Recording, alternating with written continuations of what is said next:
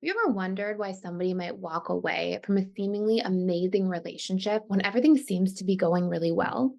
Well, in today's video, we are going to unravel the mystery behind why avoidants sometimes choose to leave relationships, even during times where there appears to be a fantastic connection. So, stick around to uncover the surprising reasons that might just change the way you see dismissive avoidance going forward.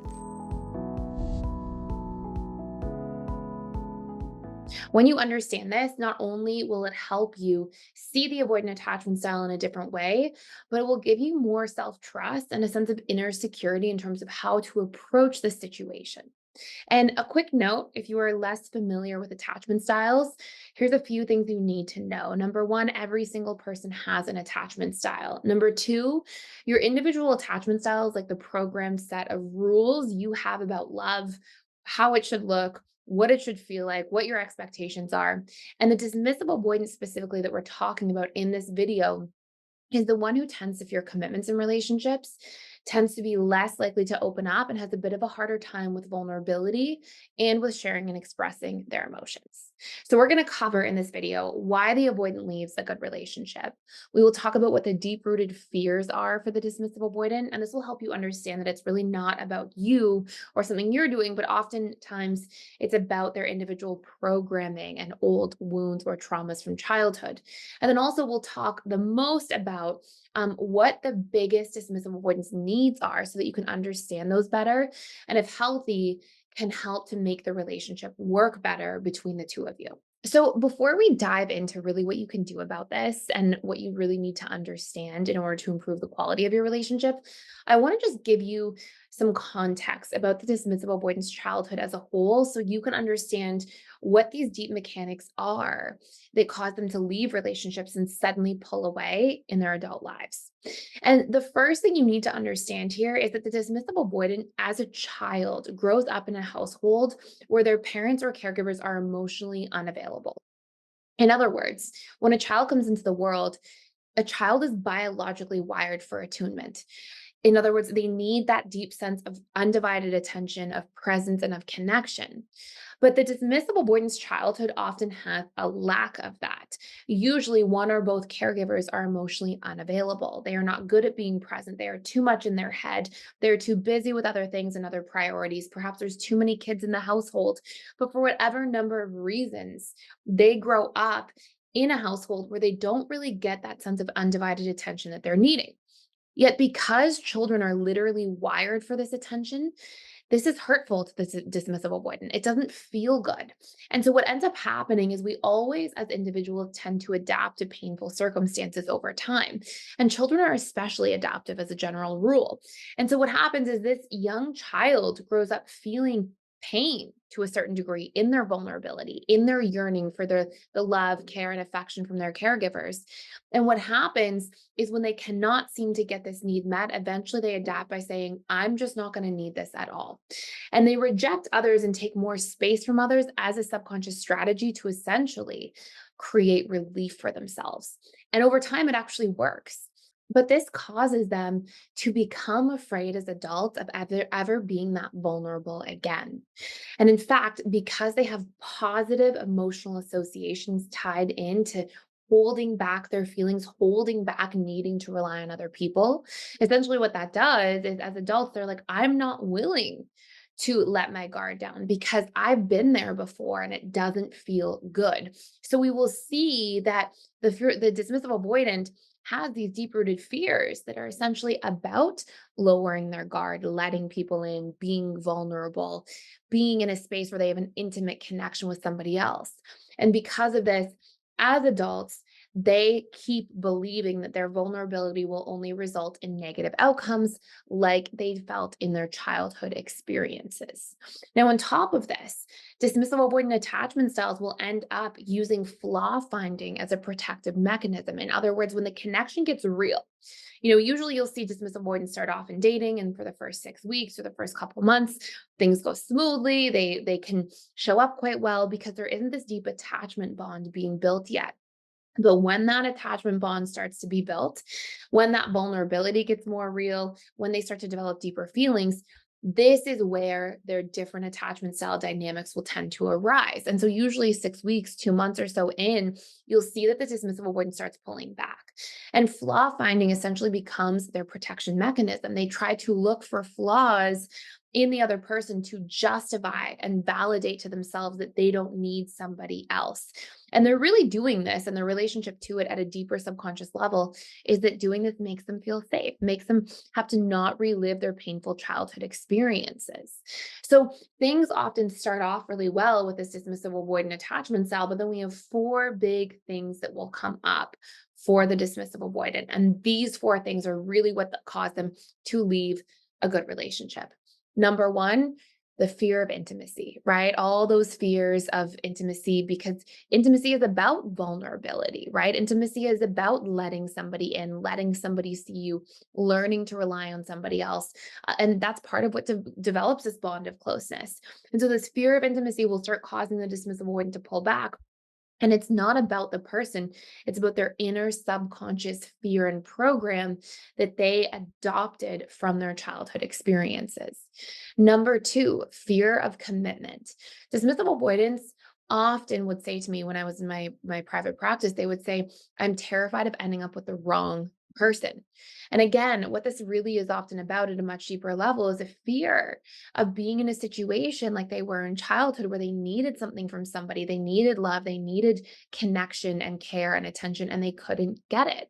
And so, really, the fear of commitment at a much deeper level, it goes right back to those initial pain points, which is this fear of being in a committed relationship with somebody and them not being able to show up and meet their individual needs, and them feeling lost, feeling sad, and feeling essentially to some degree trapped as a result. Number three, dismissive avoidants often don't know how to do vulnerability in a healthy way. Dismissive avoidants have often said things to me like, I would like to be vulnerable, but I don't even know what that looks like. And you have to remember the vast majority of dismissive avoidants built their attachment style at a very young age in their childhood. And it had been decades since they even felt that degree of vulnerability. And so that becomes a practice where they have to over time start practicing opening up more, communicating, sharing their needs, and more. And then number four, unrealistic expectations. Dismissive avoidance often, because they struggle to work through conflict with other people, they struggle to hash things out, communicate about their needs, hear somebody else's needs, and they sometimes struggle to want to compromise with other people because they haven't been modeled the types of relationships where you make compromises. They have been modeled the types of relationships where everybody just kind of meets their own needs, and that's that. So they often end up thinking, well, for somebody to be in a relationship with me, we have to be a perfect fit. When somebody says things have to be perfect, or they have these sort of extreme expectations about how a relationship should go and how people should show up, usually underneath that, it's actually because they have a deep sense of learned helplessness around resolving differences. In other words, they feel really disempowered to work things out when there are differences. But one of the important things to note about relationships is that we will always have differences. That's the beauty. We get to learn and grow through understanding and making healthy space for each other's needs and differences. And so, in order to do that, we have to be good at communicating and working conflict through. So, now that you understand some of this, I'm going to tell you a little bit about what you can do if you are in this relationship dynamic. If you now see very clearly, okay, this is why the avoidant leaves the relationship, it's their deep childhood subconscious wounds and fears. Those are the four big things that they are and exist within: the fear of commitment, fear of intimacy, fear of vulnerability, and don't know how to be vulnerable, and then those unrealistic expectations. Well, what can we do about that? Well, all of those things actually get worked through as we learn to become good communicators. I have historically and consistently found in my practice working with many dismissive avoidant clients that what ended up allowing them to really be able to move into a healthy space in their relationships is when they learned to slowly but surely, really like incrementally through exposure work, open themselves up, share their fears with their partner, share their needs with their partner, have a partner who encourages them consistently to communicate their needs, that reminds them to communicate their needs. Because then what happens is dismissive avoidance through communication learn that, hey, intimacy is actually healthy. Being seen actually helps me get my needs met. That allows me to feel safer committing to other people. And it also allows me to not feel trapped because people often at a subconscious level also feel trapped because they're not communicating their needs. And so it feels like you're just left in a relationship to whatever the outcome's going to be. And it feels like you have very little control over that outcome if you don't know how to communicate about what outcome you want to see.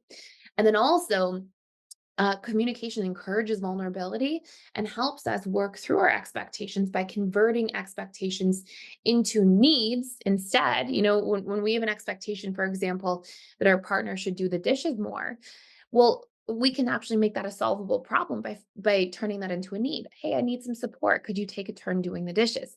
So when we foster healthy communication, this actually helps the needle move dramatically in a relationship with a dismissive avoidant, both as the dismissive avoidant learns to be a better communicator and understand themselves and their needs, but also as each individual partner can do that in the collective. So I just wanted to stop by here and let you know a really exciting announcement, and is that we are doing $1,000 off of our lifetime memberships to the Personal Development School for Life. So I will tell you what's actually included in there. Number one, you get access to all of our different 60 plus courses. Everything about every single attachment style, how to reprogram, how to heal. We have courses in there about the 6 stages of relationships and how to navigate each stage. We have courses in there about how to get back together or heal relationships between different attachment styles and all of the steps for reconnecting. And we have all sorts of other courses on boundaries, conflict communication, setting and achieving goals at the subconscious level, seeing how attachment styles even show up in your workplace and how to navigate some of those different dynamics and heal those aspects of your attachment style. There's so many courses in there. But number two feature that we have, daily social support groups. So these are small groups that are all included in the lifetime membership. And we do daily events, sometimes even twice a day, where there will be, 10 people or so led by a trained counselor, coach, or facilitator. And you can actually join in there and practice some of the different tools with other members. It's a great place to build relationships, connect with like-minded people, and to really fast track your learning and have that extra support all the time. And number three, we have daily webinars Monday through Saturday. I do 3 of those webinars every single week. That's the time to come in, ask me your questions. You can come in on camera and we can chat. You can come in off camera and just post them in the chat, whatever you're most comfortable doing. And we have other amazing counselors, coaches, facilitators who also lead other webinars. And again, those are slightly larger groups of people, but it's a great opportunity to connect with like-minded learners who also care about the same things: emotional connection, relationships, and personal growth. So I hope you check it out. We also have all these different discussion forums in there. We have a Facebook group, so you can connect with each other there as well. And there's a tremendous amount of community support in an ongoing way at PDS. So I would love to see you on the other side. I hope you join me. And now we'll go back to the video. That is it for today. I hope you enjoyed this video. Thank you so much for watching. If you're enjoying this channel, please consider liking, sharing, and subscribing. And I look forward to seeing you in future videos.